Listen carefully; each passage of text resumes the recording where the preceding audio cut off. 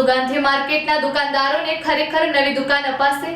પચરંગી શહેર એવા ગાંધીધામ શહેરમાં મહાનગરપાલિકા દ્વારા વિકાસના નામે જેટલી પણ જગ્યાએ દબાણ કરવામાં આવેલા હતા તે તમામ દબાણ સંપૂર્ણપણે તોડી પાડવામાં આવ્યા છે અને તેના કારણે ગાંધીધામ શહેર હાલ ખૂબ જ ફૂલ્યું ફાલ્યું છે। ત્યારે અમારા કચકારી ટીવી ન્યૂઝના રિપોર્ટર મુન્નાભાઈ ડીપી દ્વારા ગાંધીધામ શહેરની મુલાકાત લેવામાં આવી અને તેઓ જણાવી રહ્યા છે કે હાલ તેઓ ગાંધી માર્કેટમાં હાજર છે અને ગાંધી માર્કેટમાં વેપારીઓની જે દુકાનો તોડી પાડવામાં આવી હતી તે આશરે 150 જેટલી દુકાનો હતી અને ત્યારે મહાનગરપાલિકા દ્વારા એવું જણાવવામાં આવ્યું કે અમે નવી દુકાનો બનાવીને આપને આપીશું, પરંતુ આ માટે કોઈ લેખિત બાંહેધરી કરવામાં નથી આવી, ફક્ત હવામાં વાતો જ કરવામાં આવી છે। તો શું ખરેખર તેઓને નવી દુકાન બનાવીને આપવામાં આવશે કે પછી આ વાત પણ હવામાં ઉડી જશે?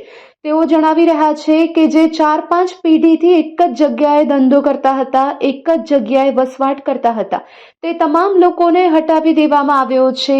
આમ એક તરફ જોવા જઈએ તો ગાંધીધામનો સોથ વળી ગયો છે।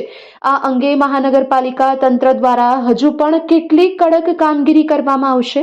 રસ્તા પરના દબાણો હટાવાયા તે તો સારી વાત કહેવાય, પરંતુ જે ખૂણે ખાંચરે દબાણો કરેલા હતા કે જે ક્યાંય જ નડતરરૂપ થયા નથી તે દબાણ પણ હટાવી અને જે ગરીબ અને મધ્યમ વર્ગના લોકો છે તેને ભારે હેરાન પરેશાન કરવામાં આવ્યા છે। ત્યારે આ વિશે વિશેષ માહિતી આપી રહ્યા છે અમારા કચકારી ટીવી ન્યૂઝના રિપોર્ટર મુન્નાભાઈ ડીપી। આવો સાંભળીએ તેમના શબ્દોમાં। કચકારી ટીમ અત્યારે ગાંધીધામ આવેલી, ખાસ કરીને જે ગાંધી માર્કેટ છે ત્યાં જે દુકાનો આવેલી છે એ દુકાનોને તોડી અને પાછી 4-5 વર્ષ પછી દુકાનદારોને આપશે કે નહીં આપે એની હજી પણ કંઈ ખાતરી નથી। ત્યારે ગાંધી માર્કેટમાં અમે ગાંધીજીની છત્રછાયા નીચે ઊભા છીએ। અહીંયાના વેપારીઓ વિચારે એ છે, આટલા વર્ષોથી ગાંધી માર્કેટમાં ધંધો કરે છે, દુકાન, ઓફિસ, પણ હવે આ ગાંધી માર્કેટ તોડી મૂકવામાં આવે છે અને જેમ મહાનગરપાલિકા આવી એમ ગાંધી માર્કેટ તો તોડી નાખશે, પણ ગાંધીધામનું સૂથ વારી નાખ્યું છે।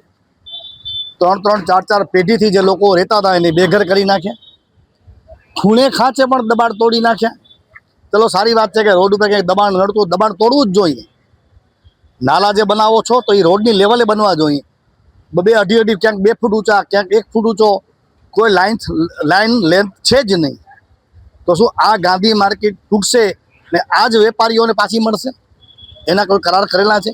અને એક વિચાર જેવી બાબત એ છે, કેટલા લોકો, આટલા બધા વેપારીઓ ડરે છે ઇન્ટરવ્યૂ દેવાથી કે અમે જો મીડિયામાં બોલશું, અધિકારીઓ, મોટા જે માથાઓ છે રાજકારણીઓ, ચોખ્ખી વોર્નિંગ આપેલી છે કે અમે ઇન્ટરવ્યૂ દેવાની ના પાડીશું જો દુકાન જોતી હોય તો આ દાદાગીરી ન કહેવાય, શું કહેવાય?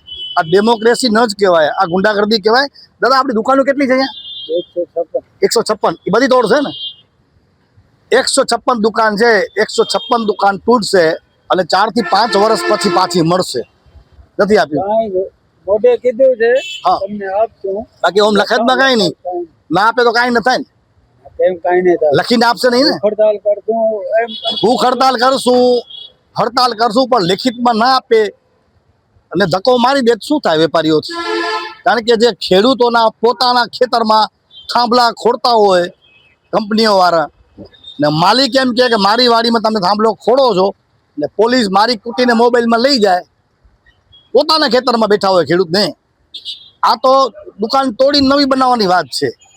5 વર્ષ પછી આપશું, 5 વર્ષ પછી આ લોકો હશે કે નહીં હોય, આ અધિકારી હશે કે નહીં હોય, પણ અત્યારે એવું લાગે છે કે ગાંધી માર્કેટની દુકાનો કદાચ વેપારીઓના હાથમાંથી જશે એવું લોકોને લાગી રહ્યું છે।